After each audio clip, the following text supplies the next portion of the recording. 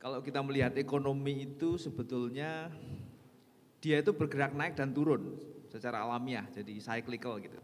Memang sekarang ini siklusnya lagi turun ya, likuiditas seret, kemudian daya beli masyarakat turun, penciptaan lapangan pekerja sedang tidak baik sehingga justru yang terjadi PHK itu siklusnya lagi turun. Nah pertanyaannya adalah ini game changersnya ada di mana gitu. Nah sebenarnya salah satunya adalah di government policy sebenarnya, kebijakan pemerintah gitu. Nah kebetulan dari sisi situasi ini kebetulan pemerintahnya baru, sehingga kita punya harapan gitu. Nah bagi pemerintahnya sebetulnya ini nggak beruntung gitu, karena dia memerintah dalam situasi siklusnya turun gitu. Nah tetapi tetap kita berharap ada satu satu pola kebijakan yang beda dengan yang selama ini diambil. Apa itu gitu kan, kita tunggu-tunggu kan sebetulnya itu. Sebetulnya apa yang ditawarkan? Oke, bahwa kita mendengar pemerintah baru punya mimpi ya, tumbuh 8%. Yang itu memang kita perlukan. Kalau kita ingin menjadi negara maju, kita ingin keluar dari jebakan negara berpenghasilan menengah, ya kita memang harus tumbuh tinggi gitu. Saya kira tidak ada yang salah dengan itu. Pertanyaannya adalah gimana caranya gitu kan. Salah satu aspeknya adalah, tentu ada banyak aspek ya, soal ketimpangan, tadi Pak Yahya udah bicara dan sebagainya. Ada banyak titik-titik yang nanti kita mesti elaborasi, ini kebijakannya mesti seperti apa gitu. Kalau kita mau berangkat tadi yang Pak Yasirli sudah sampaikan gitu ya, bahwa problem dari pembangunan kita selama ini, yang tadi Pak Yahya sudah sampaikan adalah, kita itu ekonominya tuh kosong di tengah gitu. Yang ada adalah ekonomi yang gede-gede gitu ya, dan yang sangat kecil gitu. Yang tengah ini nggak ada, jadi problem dengan penciptaan lapangan kerja sebetulnya adalah bagaimana creating middle income atau middle class jobs.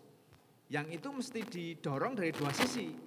Yang memperkerjakan artinya industrinya sendiri dan juga kualitas atau talentanya gitu. Dari sisi ketenaga kerjaan tentu saja menyediakan talenta supaya dia cocok untuk menjadi pekerja dengan penghasilan yang menengah ini gitu. Jadi kompleksitasnya di sana.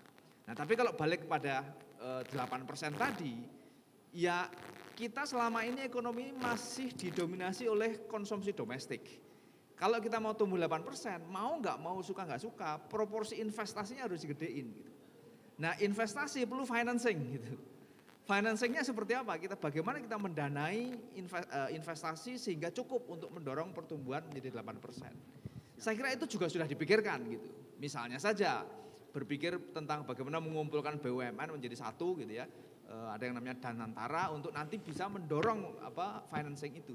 Itu ide yang saya kira baru. Nah, saya kira ide-ide yang semacam ini yang kita tunggu sebetulnya. Idenya sendiri satu ya, tetapi implementasinya yang kita tunggu. Jadi kita tahu lah soal ide tentang Danantara ini juga banyak teknikalitas yang kita mesti klarifikasi ya. Misalnya di situ dibilang bahwa asetnya sampai ke 600 miliar US dollars ya, sekitar 9.000 triliun. Tetapi yang dihitung kalau bank itu asetnya yang dihitung gitu. Sementara Pak Yahya pasti tahu gitu, kalau bank nggak bisa aset yang dihitung harusnya equity-nya gitu. Jadi pasti akan turun nilainya. Jadi hal-hal semacam ini masih perlu diklarifikasi. Tapi ide bahwa BUMN bisa menjadi drivers untuk pendanaan itu sesuatu yang baru sekali lagi. Dan kita tunggu bagaimana nanti ini dijalankan dan mampu betul-betul menopang supaya ekonomi kita itu ekspansinya lebih cepat, investasinya lebih tinggi, dan sekali lagi bisa mendorong pertumbuhan lebih tinggi. Saya tidak yakin kita akan mampu tumbuh 8% dalam bahkan 5 tahun, tetapi ya nggak apa-apa, itu kan satu mimpi, tetapi yang penting adalah kita mesti bergerak dari jebakan 5% ini loh. Pertumbuhan kita yang sudah 10 bahkan lebih lama dari itu kita tumbuh hanya 5%-an ini, kita harus mampu untuk rombak gitu, dan itu sekali lagi perlu kebijakan-kebijakan yang baru. Artinya kita tidak bisa mengharapkan satu perubahan dengan pola kebijakan yang selama ini memang terbukti tidak bisa membuat kita tumbuh lebih tinggi.